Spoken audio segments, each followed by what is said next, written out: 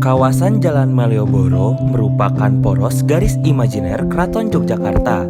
Jalan Malioboro sangat terkenal dengan para pedagang kaki lima yang menjajakan kerajinan khas Jogja, penampilan seni, dan kehadiran delman juga beca. Kali ini saya akan mewawancarai masyarakat yang beraktivitas di Jalan Malioboro. Masyarakat yang ada di Jalan Malioboro ini bisa dikatakan merupakan masyarakat rentan yang terkena dampak dari COVID-19. Mari saksikan wawancara yang saya lakukan. Beca Malioboro menjadi bagian dari sejarah dan budaya yang masih memiliki tempatnya di tengah Yogyakarta yang semakin modern. Pada kesempatan ini, saya mewawancarai Pak Tawan yang berumur 55 tahun asal Yogyakarta yang beraktivitas mengayuh beca di Malioboro. Pak Tawan sendiri memiliki anak dengan jumlah 5 orang. Penghasilan yang didapatkan oleh Pak Tawan dari mengayuh beca bisa dikatakan cukup kecil dan tidak menentu. Menurutnya, penghasilan yang ia dapatkan dirasa kurang mencukupi kebutuhan sehari-hari di kota Yogyakarta. Ditambah, keberadaan COVID-19 semakin mengurangi pendapatan mereka-mereka yang memiliki pekerjaan sebagai pengayuh beca. Menurut Pak Tawan, sebenarnya menjadi pengayuh beca di Jalan Malioboro memberikan pendapatan yang cukup besar di tahun 2000-an. Pendapatan menjadi pengayuh beca di Jalan Malioboro semakin meningkat di tahun 2010 hingga tahun 2013. Hal ini dikarenakan adanya program pengembangan pariwisata di daerah istimewa Yogyakarta yang menyebabkan kunjungan wisata ke kota Yogyakarta semakin meningkat. Di tahun 2013, keberadaan ojek online membuat pekerjaan pengayuh beca cukup terancam dan menyebabkan pendapatan mereka mulai turun. Seluruh pengayuh beca di Jalan Malioboro tidak mendiamkan hal ini begitu saja. Mereka bersatu lalu membentuk komunitas pengayuh beca Malioboro.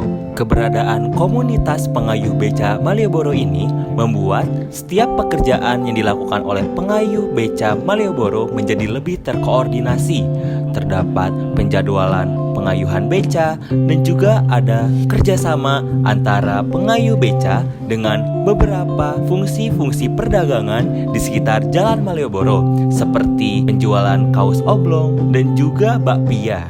Keberadaan komunitas ini pun dari tahun ke tahun dirasa memberikan manfaat yang sangat baik bagi pengayuh beca di Malioboro. Namun, seiring berjalannya waktu, teknologi pun semakin berkembang.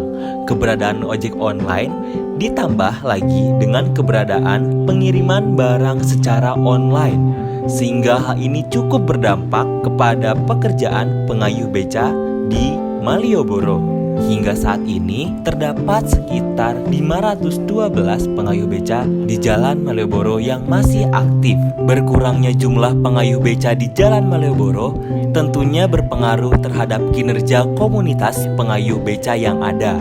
Hal ini menyebabkan beberapa kerjasama yang sebelumnya sudah dilakukan antara komunitas dengan fungsi-fungsi perdagangan yang ada di Malioboro menjadi redup. Ditambah lagi, pada tahun 2018, kawasan Jalan Malioboro mengalami redesigning, di mana jalur khusus pejalan kaki dan pengayuh beca diubah menjadi pedestrian. Hal ini menyebabkan pengayuh beca tidak memiliki jalur khusus untuk menarik penumpang.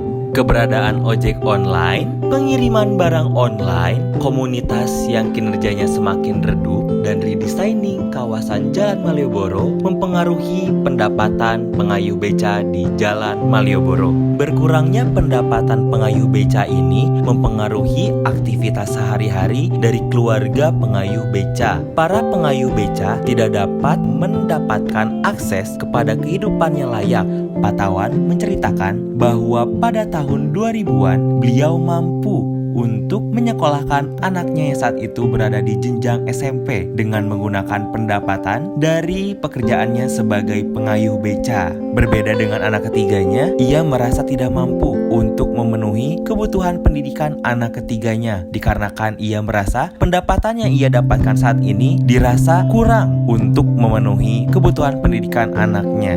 Permasalahan utama yang mengakibatkan munculnya kemiskinan di kalangan pengayuh beca di Jalan Malioboro adalah intervensi ruang mata pencaharian para pengayuh beca di Jalan Malioboro. Permasalahan yang terjadi dapat kita kaitkan dengan teori understanding poverty. Kita dapat melihat dari definisi structural poverty, di mana structural poverty memiliki pengertian kemiskinan yang disebabkan oleh struktural di luar kemiskinan individu atau orang tersebut. Structural poverty yang ditimbulkan ini nampaknya berpotensi akan menimbulkan poverty cycle. Apabila kita mengaitkan hal ini dengan grafik poverty as lack of access to basis of social power yang dikemukakan oleh Friedman pada tahun 1992, kita dapat melihat peran pemerintah untuk memberikan sumber finansial dan alat untuk bekerja dan hidup dihapuskan. Permasalahan yang ada disebabkan karena hilangnya peran pemerintah untuk memberikan sumber finansial dan alat untuk bekerja juga hidup kepada masyarakat. Rekomendasi yang saya berikan untuk mengatasi permasalahan tersebut adalah mengembalikan peran pemerintah sesuai dalam diagram poverty as lack of access to basis of social power. Dari sana, pemerintah dapat memberikan ruang prioritas bagi pengayuh beca di Malioboro untuk mencari nafkah dan penghasilan. Melalui inovasi dan kreativitas, komunitas akan menjadi kunci untuk mengembalikan kondisi ekonomi dari para pengayuh beca. Intervensi ruang perlu dikaji kembali untuk memberikan keadilan kepada seluruh masyarakat yang beraktivitas di Jalan Malioboro, khususnya para pengayuh beca. Pada dasarnya, beca menjadi bagian penting dari sejarah Malioboro dan perlu untuk dilestarikan. Dengan begitu, rekomendasi yang saya berikan akan membentuk keadilan dan manfaat bagi seluruh masyarakat yang beraktivitas di Jalan Malioboro. Oke, makasih Pak. Yuk.